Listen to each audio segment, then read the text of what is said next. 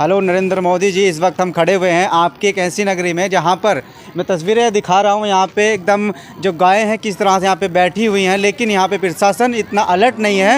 यहां पे रोड पे ही इनको छोड़ दिया गया है और यहां पे किसानों की ये खेती को बर्बाद कर देती हैं। लेकिन जो प्रशासन हमारे यहाँ मौजूद है इनकी तो कुछ रखवाली यहाँ पे करता नहीं है, लेकिन उसका कुछ दृश्य मैं दिखाने की पूरी कोशिश करूँगा। यहाँ तो ये कागू होते हैं, रात 3 साल खेती रखा कर रहे हैं, अभी खेती में से आ रहे हूँ। क्या बीघे जमीन है आपकी? हर 5-6 बीघे जमीन है हम पे। कहाँ जमीन है साली, वो भी 3 बार चुग ली।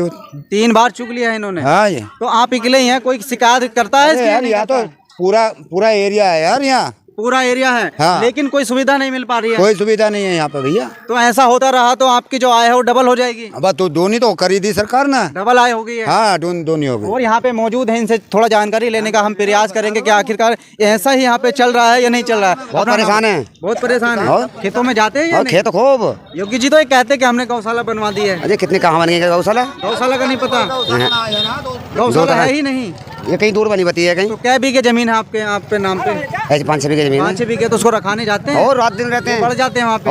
और मैं तस्वीर दिखाऊंगा, इधर तस्वीर दिखाने की कोशिश करूंगा कि आखिर किस तरह से यहाँ पे बैठे हुए हैं योगी जी। इनको थोड़ी सुविधा मुहैया करा दीजिएगा ताकि इस गरीब किसानों का कल्याण हो सके और वो अपने परिवार को आगे पढ़ा लिखा के कुछ बना सकें। लेकिन जब उनकी खेती को ये चढ़ जाएंगे तो कहाँ से हमारे देश समृद्ध बनेगा और कहाँ से हमारे देश का विकास होगा। मैं आपसे पूछना चाहता हूँ मोदी जी, थोड़ा बताने की कोशिश करिएगा क्योंकि ये भी इसी देश का हिस्सा है। ऐसा तो नहीं है, इधर आइएगा अंकल जी, ऐसा तो नहीं है कि आप भारत देश में नहीं रहते हो? अरे भैया भारत देश में रह रहे हैं, यहाँ की पैदा यहीं है बस।